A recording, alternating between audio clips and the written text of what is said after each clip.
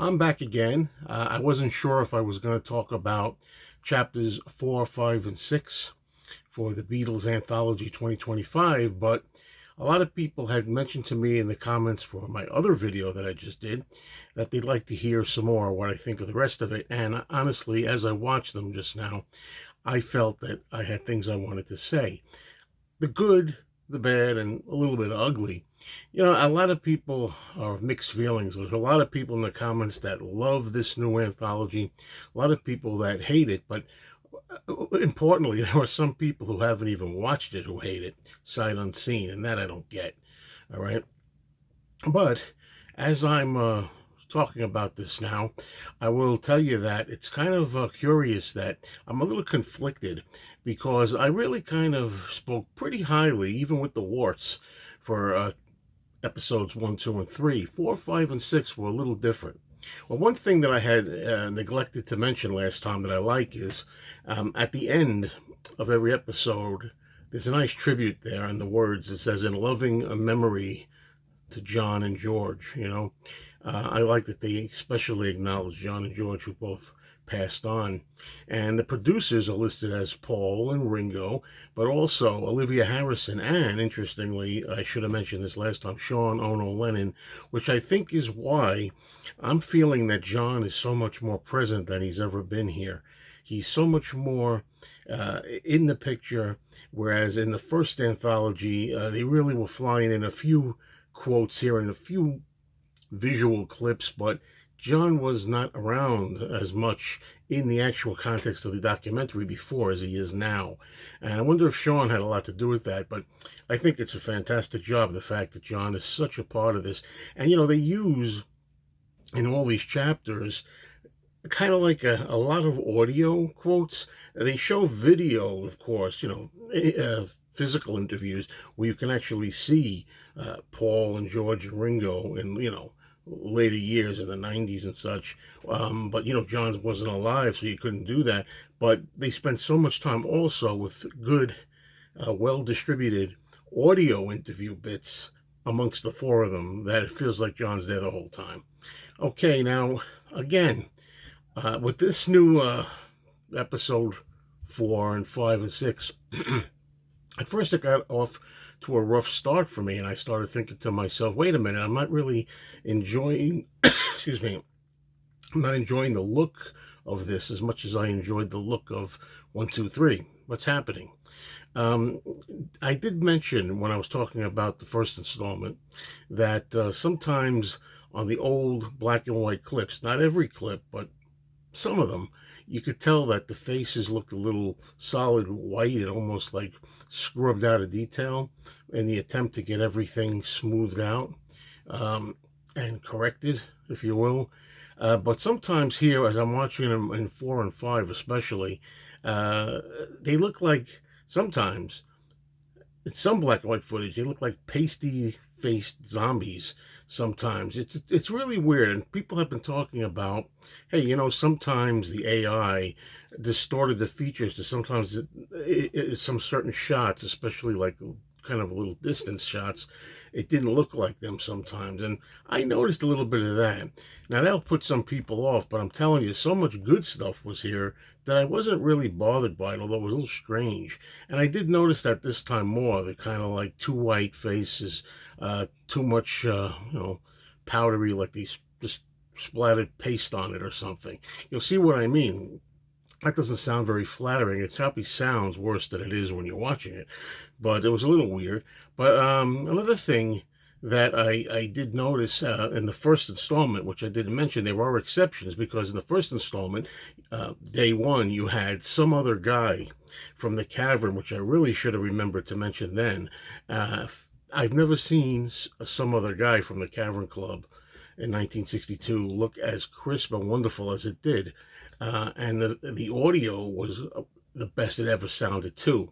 Audio and video. Some other guy in the cavern was a highlight of this, and I don't know how I forgot about it when I had my notes the first time. But there's a black and white piece of film that looks great with the restoration. So, it's a mixed bag.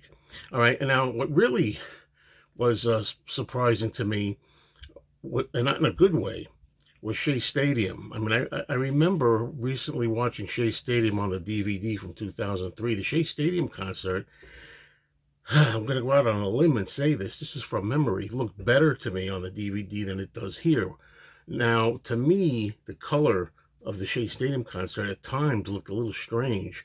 I mean, I remember actually thinking that it looked to me almost like there was purplish eyeshadow on some of the Beatles at times during this concert. Look at Paul's eyes, singing in the beginning of the clips, and even Ringo a little bit. There's a kind of a purplish hue. Is that the lights? Is that what happens when you enhance and you run this through the system? I don't know what it is, but it looked kind of weird, and I thought, I think the DVD I liked better on this one, but the audio quality on Shea Stadium was really wonderful, really great.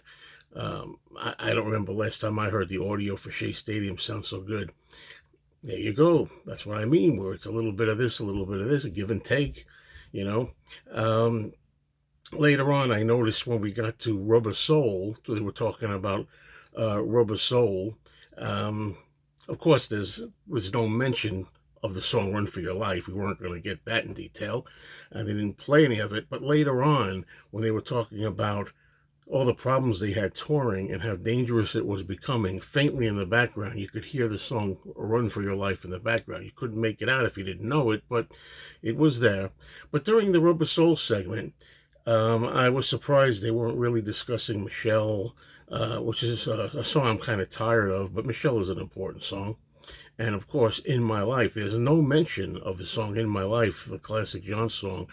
The only thing we have that I can remember is at the very beginning of the presentation, the very first opening, In My Life is the first thing you hear, but there's no talk of it properly during the Rubber Soul sessions. And also, what's kind of interesting to me is uh, one thing that's missing. Some of the footage in these episodes now, the 2025 versions, are having certain footage we've seen before gone and trimmed or just excised, and new stuff brought in here and there. So it's kind of like a balance. However, one of the things I missed that wasn't in this was the Paul telling the story of the Rubber Soul album cover and how the photographer was taking a picture and the album kind of slid on an angle, and that's how the distorted shape of Rubber Soul's cover came into being. That was a good story. I missed that story here. Another thing that I missed was the omission, apparently totally, of all the footage that they'd shown from Paris 1965, the live performance. Some people say, no, come on, we can't afford to be without any live footage here. All footage is important. We can't miss any of it. I know I like the Paris concert, and I think that was one of the best of its time for the Beatles at that period of '65, and it wasn't here in this case. I don't know how it works. There was an interview that I saw with Jeff Slate, who happened to mention that, and I'm not quoting him exactly on this being the reason, but he said there might have been circumstances, paraphrasing him here, where footage that we saw last time suddenly was not allowed to be used anymore this time. Maybe somebody stepped in and said, hey, look, my dad or somebody or whoever you used to allow this footage, but not this time. Now, I don't know exactly if I got that 100% right, but that was the general idea of it, that maybe they couldn't get some of the footage they had before as well. So there's a whole bunch of ifs and ands here on buts. All right, well, I'll also say that 1967 flows great. I was a little bit apprehensive and confused by 4 and 5, but 6, which really concentrates on, what happened in Manila and all the problems they had there and how dangerous it was getting and why they stopped touring. And then they went on to make Sergeant Pepper, First Penny Lane, and Strawberry Fields. That was great. You see, again, it restored my faith in this version because 4 and 5 were a little wobbly, but 6 I liked. Go figure. It's funny. These are not done by different people. This is all one continuous line of a film, video, whatever project from part 1 through part 9.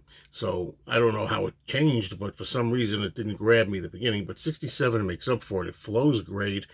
The story of it all, and the promo films that you see in color of Strawberry Fields Forever, Penny Lane, and A Day in the Life, they look just beautiful.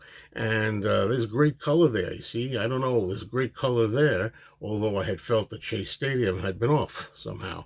So that's how it was to me, in my vision, in my eyes.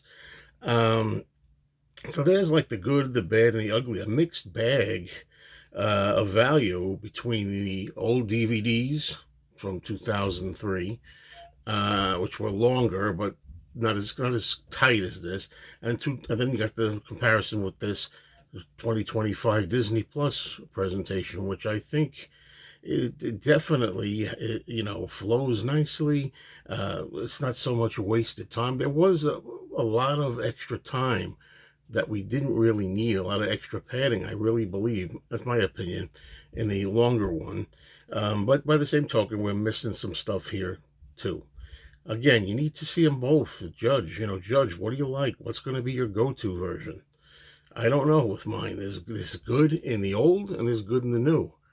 And that's it. Now, let's see where we go with the last installment, which will be tomorrow, and that's chapters 7, 8, and 9. And what I'm particularly excited about is number 9, where we're going to get the footage of Paul, Ringo, and George when they reunited, a little more of that. I already know it's going to be stuff we've seen already, that we had on the DVD bonus disc before of them reuniting, but there's also supposed to be some different stuff too. So I'll get into that as soon as I see it. Thank you all for watching.